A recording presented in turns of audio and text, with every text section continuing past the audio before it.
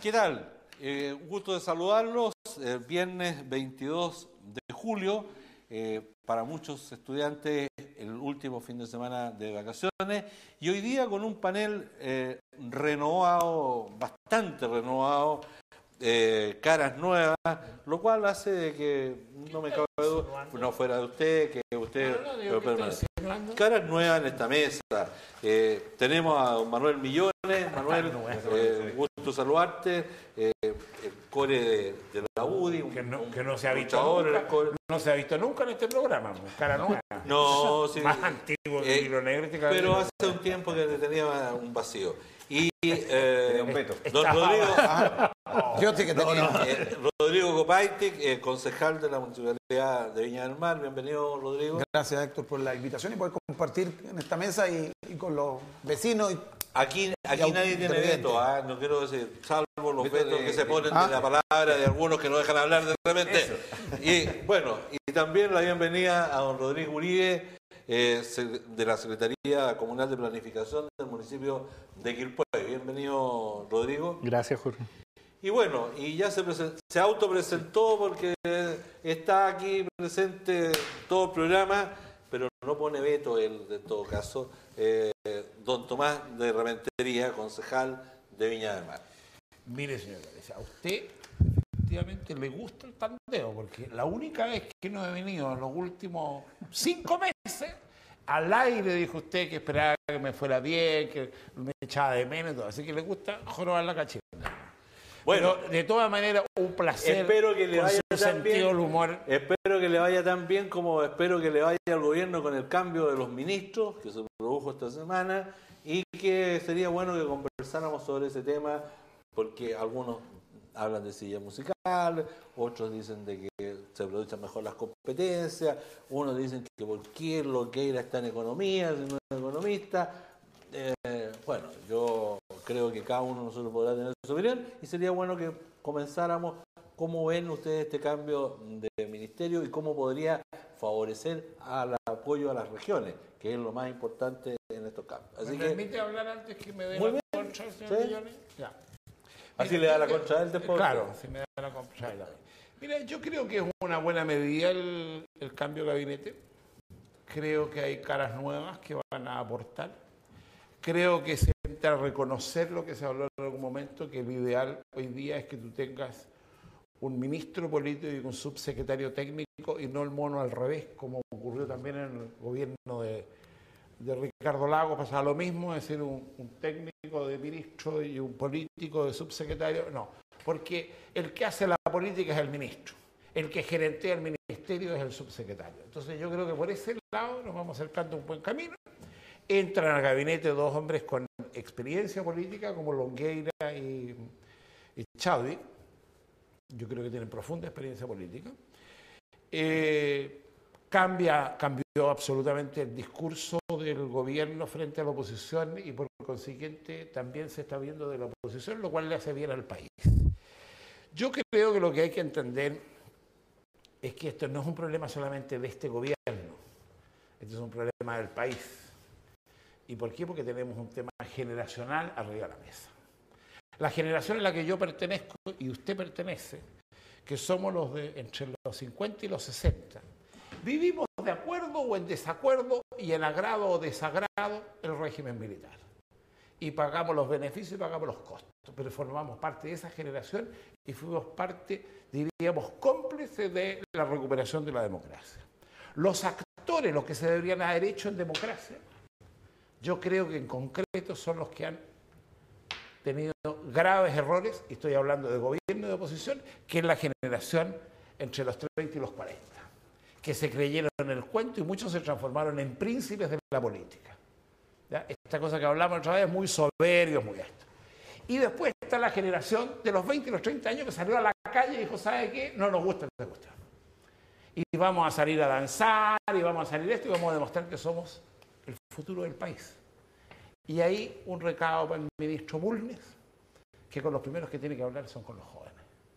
Porque los depositarios de los errores de la educación son ellos, no son los rectores de las universidades, ni públicas ni privadas. Entonces yo espero que en un nuevo lenguaje se entienda que los principales protagonistas del país Son esa generación de jóvenes que tiene menos de 30 años y que el futuro les pertenece a ellos. Pero no puedo más que compartir los comentarios de mi amigo Tomás. Efectivamente, creo que este cambio de gabinete va a revitalizar el gobierno, más allá, digamos, de las decisiones que se tomaron en su minuto post-terremoto, un gabinete técnico, un segundo plano en los sectores políticos. Hay un reconocimiento de que ese diseño no funcionó y por lo tanto hoy día esta impronta de incorporar personas vinculadas al quehacer político en un momento complejo del gobierno, con una mala evaluación, con poco consenso hacia el conglomerado opositor. Estas figuras que han ingresado de esa perspectiva van a revitalizar y, como dice, eso es bien para el país, porque hay diálogo, hay consenso y tenemos una agenda legislativa, especialmente agenda social, que hay que sacar adelante. Esa es la primera línea. Lo segundo, aquí también es que no basta el cambio de ministro. Creo que eso también es importante, se ha dicho. Eso tiene que ver también, como por un lado Longueira hablaba del relato, otros hablan del diseño, y eso tiene que ir con una forma distinta de gobernar. Creo que lo que plantea Tomás, efectivamente, hoy día hay que estar más en sintonía con la gente, hay que estar más con las orejas abiertas y no tanto, hay que estar más con la gente. Señalaba inclusive el alcalde de Sandón de Santiago, hay que hacer más calle, hay que estar más cercano a las personas. Y también es tremendamente importante que el presidente Piñera, con su vitalidad que se le reconoce, debe empoderar a los ministros. Es decir, él debe replegarse a una segunda línea, porque vamos a tener, si no, conflictos con los ministros. Es decir, si tenemos a un Pablo Longueira o a un Chadwick con una agenda propia dentro del diseño de gobierno y con un presidente que no los empodera, podemos tener dificultades, un conflicto que podría ahí subyacer en el gabinete. Y por eso es que es importante que este gabinete nuevo que ingresa, que le va a dar una vitalidad distinta, tiene que estar acompañado de un compromiso del presidente de empoderar a sus ministros. Pero tiene esa señal. No por eso. Pero el que los nombra es el presidente. Pero en segundo lugar, pero es por la personalidad del presidente, por la personalidad. Pero en segundo lugar, esto debe necesariamente replicarse en las regiones. Si tú tienes la mirada en el Gabinete Nacional que le va a dar esta impronta a este segundo tiempo, esto tiene que tener una bajada a las regiones. Aquí también, con la misma mirada de la instalación del gobierno, se puso gente técnica y no política, marginando a todos los que tenían alguna experiencia en estas áreas. Y creo que aquí también es importante fortalecer el rol que está ejerciendo el intendente con un gabinete más político que técnico, que hoy día ellos ya cumplieron una etapa, no me voy a referir a persona alguna, creo que hay un ciclo, y hoy día también se debe empoderar al gabinete con personas provenientes de los partidos políticos. Sí, bueno, efectivamente yo creo que él generó bastante expectativa este tema del cambio de gabinete en términos de que se venía conversando hace semanas, era un tema esperado, no se produjeron todo lo que se había como especulado que era el cambio del ministro del Interior, principalmente que es el que conduce políticamente este gabinete. En eso yo diría también hubo un acento especial por parte de la UDI en términos de generar la presión y apurar esto por la mala evaluación que tenía el gobierno. Ahora, yo creo que es positivo en términos de, claro, efectivamente entran a conducir actores políticos con vasta experiencia, pero también va la crítica en términos que se echa mano nuevamente al Senado. Ya van 4 senadores que salen y que se tienen que reemplazar, entonces sin duda que genera una situación, yo diría extraña, que no es lo ideal. Lo segundo, en términos del cambio de gabinete, esta salida después de 3 días del ministro de Energía, Fernando Echeverri, que por problemas de intereses genera ya el primer traspié. Entonces, cómo se hacen las cosas tiene que ver un poco también con lo poco cuidadoso que se hace en este tipo de situaciones. Entonces yo creo que insistir que claro, hoy día entramos a un gobierno que se blinda más políticamente, como decía Tomás, pero también requiere un cuidado mayor en términos de este tipo de situaciones.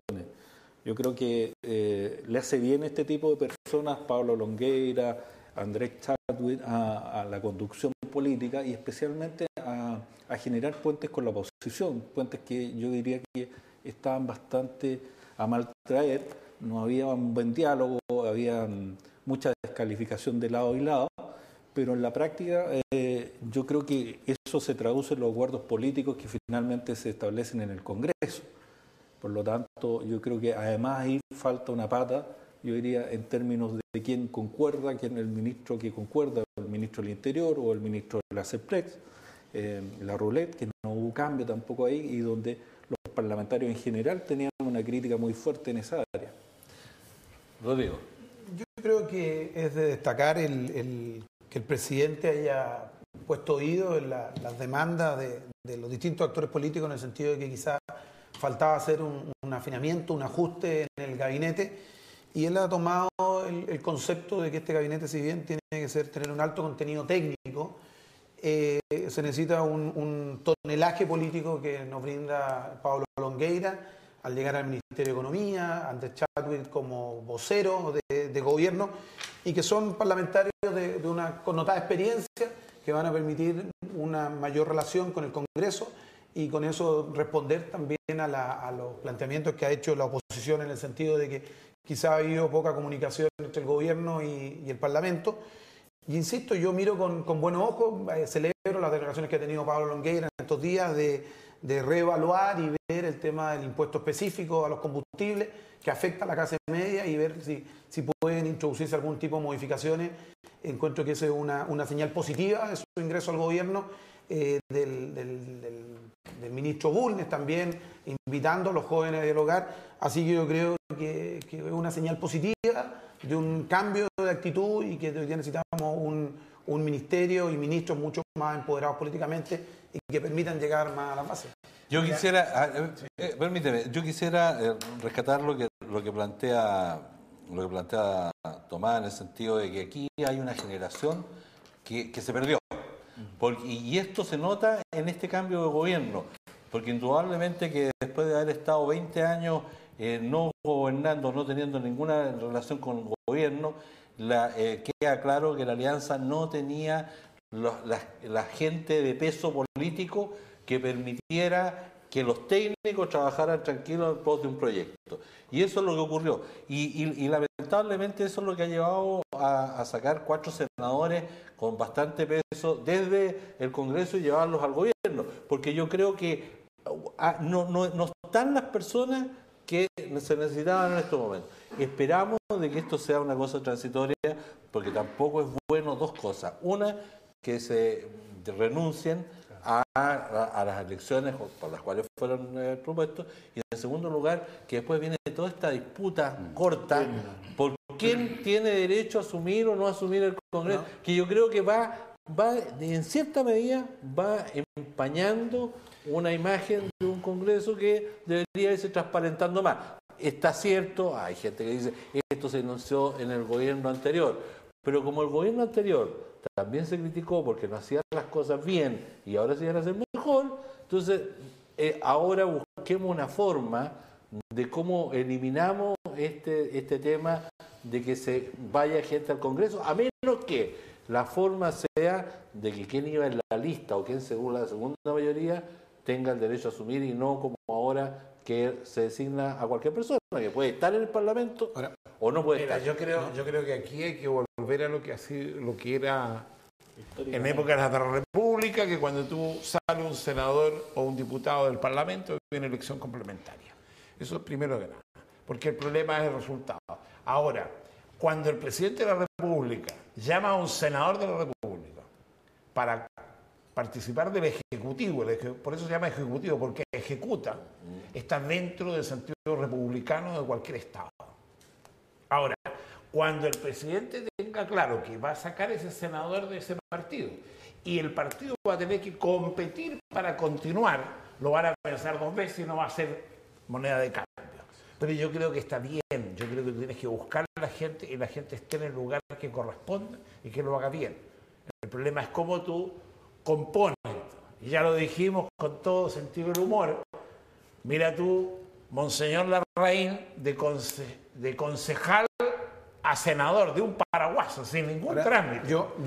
Es decir, a la otra de presidente de Junta de Vecinos, presidente de la República. Bueno, usted también podría haber aconsejado a... Yo creo que nosotros tuvimos nuestras mejores cartas durante 20 años en el Congreso. Sí. Y el presidente tiene que recurrir a eso. Ahora tenemos que también reconocer de que nosotros como centro derecha, generalmente el entorno que gira en torno a la centro derecha, ha hecho de la cosa pública, del servicio público, un poco endemoniado. No ve un canal de participación durante 20 años de la concertación, durante el gobierno militar, se miraba el servicio público, la política como algo ajeno. Entonces, a nosotros hoy con día, las mismas palabras que tenemos, porque la sillita musical se le echaban a la concertación. Entonces, cuando tú tienes que recurrir a la sillita musical, te toca. Yo la autocrítica que hago es que nosotros como centro derecha hemos sido en muchos casos, muchos seguidores de la centro derecha, críticos del servicio público y de la política misma. Y hoy día muchos de esos prefieren mantenerse en el área privada y no entrar al servicio público, siendo que es tan legítimo como participar en la actividad privada. Y ahí es un tema de que nosotros tenemos que entrar a hacer ver a nuestra gente de centro derecha que el servicio público es tan loable y también se puede realizar o desarrollar profesionalmente como la empresa privada. Yo siento que hay gente de la centro derecha y de la derecha definitivamente que podrían acceder a cargos públicos, pero está cerrado el círculo de repente dentro de los partidos que no permiten de que entre gente nueva. Así que seamos prudentes en ese tema. Sí, bueno, Manuel. Yo comparto que efectivamente no es la mejor fórmula. Es legítimo de que se pueda convocar el presidente a personas que están en el Senado, como dice Tomás, pero se produce una situación bastante incómoda y desagradable. Porque ¿de quién tiene mejor derecho a ascender a este cargo? El partido, hombre. Entonces, hoy día en este Santiago, tú ves en Santiago el complejo. ¿Quién tiene el mejor derecho? El que tiene más votos, más trayectoria, más mérito, más capacidad. Se produce una situación desagradable porque uno podría decir, mire, todos tienen el mejor derecho, pero se produce una sangría interna, no fácil de resolver. Y también uno dice, no, ¿quién es mejor candidato para retener el cupo? Esto ocurrió también en la concertación, ocurrió en renovación, y eso es distorsionar un poco el sentido, digamos, de lo que es el cargo en sí mismo. Yo creo que eso debiéramos terminarlo, pero también, ojo, también hay que pensar que hace poco hay un proyecto que presentó el senador Chaguán en el Congreso que permite que los alcaldes puedan renunciar para presentarse a elección. Casi me suena un traje de la medida para mi amigo el diputado Rodrigo González, que es un impedimento que tiene los alcaldes, no los diputados. Pero que los diputados puedan renunciar para ser candidato a alcalde. Entonces, creo que también no es bueno porque tú estás eligiendo una persona, en este caso un alcalde o un diputado, para una misión determinada. Entonces se produce una distorsión. Yo creo que concuerdo que debiéramos volver a la yo no soy el Lo que pasa es que tiene principal dos ámbitos. Uno, lo que ejerce naturalmente el senador o el diputado en términos de función, pero también tiene un sesgo importante en cuanto a representación, que ahí, digamos, se pierde. Y lo segundo que yo diría es que volvemos a los senadores, a los parlamentarios designados. Y hay un retroceso. Yo creo que efectivamente lo que planteaba Tomás en términos de... Efectivamente aquí habían fórmulas, aquí no estamos inventando nada nuevo. Hacer competencias parlamentarias... Se me permite una segunda. Pero espérame un segundo, yo te voy a decir una cosa. Tú entenderás que yo no soy precisamente un promotor de que el señor González pueda hacer eso que me caracteriza. Pero quería pasar un aviso. Pero perdón, yo te voy a decir una cosa. Pero uno tiene que tener una línea en las cosas, a uno le sea o no le sea. ¿Por qué los cargos son renunciables y el de diputado y senador no es renunciable? Oye, si tú puedes tener otra opción. Si lo que esta es como tú llenas el cupo en el cual pero la diferencia es lo siguiente, yo te comparto, que efectivamente uno puede tener problemas personales, salud, o porque realmente no te logró satisfacer lo que tú pensabas que era el cargo. Pero que es distinto que tú ocupes esa fórmula legal para otro proyecto político. Eso ciertamente es utilizar el cargo de la tribuna. En este caso, si tú dijeras, mira, yo fui elegido... Pero mira, yo me trasladaré de otro lado. Y tú quieres que sea, yo te voy a decir una cosa. Por ejemplo, que Carlos Montes renuncie a ser diputado para ser candidato a alcalde por la Florida. No solamente lo considero legítimo, sino lo considero bueno para la Florida, porque hay un tipo que tiene historia en la Florida, un tipo que construyó un tema, que le salió el tiro por el lado, porque pusimos un actor de alcalde de la ciudad más importante. De la comuna más. De la comuna más importante popular de Santiago. Todo, pero puede ser en la medida que la sucesión sea a través de una elección. A ver, una designación. Yo le diría, primero que estar hablando de elecciones desde mi punto de vista, con mucho respeto a las opiniones que han dado ustedes, como tenemos que respetar todas. Hablar de elecciones complementarias para estar supliendo estos cambios me parece un costo innecesario para el país, porque por una persona no vamos a estar entrando en esos costos. Segundo, desde mi punto de vista, estos cargos, cuando uno postula, tienen que morir con las botas puestas. Si yo estuve dispuesto a ser senador, tengo que responder al Senado. Yo creo que en estos gobiernos se han producido algunos problemas de que todos han querido innovar y han querido meter a la gente joven. Eso sucedió con el presidente Lago, sucedió también con las declaraciones que hizo la presidenta Bachelet en su oportunidad y sucede hoy día también con el presidente Piñera. Y todos han tenido que cambiar. Esperamos de que estas experiencias que han ocurrido hagan mirar las cosas de una manera distinta y tengamos a cada uno ya preparado políticamente para los gobiernos que le toca enfrentar. Pero a mí me gustaría que fuéramos a otro tema que está candente y ¿qué piensan ustedes? Que todavía no hay claridad con respecto a los recursos de SVAL. ¿Qué les parece esto de...? Bueno, nosotros en el día de ayer el Consejo Regional tomó una decisión política transversal.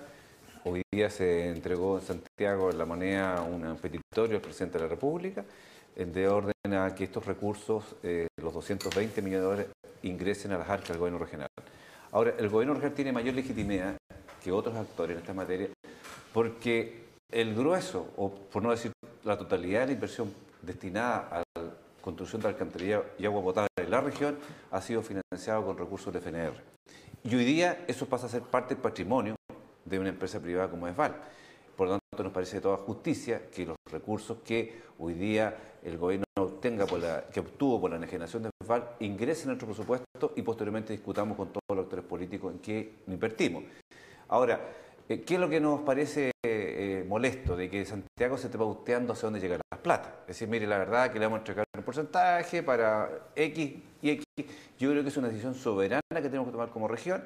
Y también hay que ahorrar el acuerdo que estableció el diputado Luchán junto con el senador Lagos Beber, que se sumaron de acuerdo a su análisis, son millones, nosotros con Reñaca deberíamos reclamar que nos pagaran la parte del alcantarillado que nosotros hicimos y que está puesto ahí, que se vendió después y se quedó con el SVAL. Lo que pasa es que el concepto es lo siguiente: los fondos reembolsables, al cual nosotros hicimos un juicio contra el SVAL de 36.000 millones de pesos que lo ganamos en primera instancia y lo perdimos por presiones políticas en Santiago, que decirlo, la Suprema, era un juicio que nosotros estábamos legítimamente reclamando que había inversiones que habíamos invertido y el SVAL nos adeudaba. Yo creo que ese es el concepto que es legítimo que uno debe pedir a la sanitaria, porque hoy día es parte del patrimonio. Es decir, hoy día la empresa de SVAL es más rica gracias al esfuerzo que hicimos todos los chilenos en esta región. Y SVAL hoy día sigue no invirtiendo nada. Pero ustedes creen que la venta de SVAL realmente va a venir a una inversión regional. Yo tengo la confianza que el ministro Larroulé, que se comprometió con todos los parlamentarios, van a venir recursos. No creo que, ojalá que llegara a los 220 millones de dólares, pero el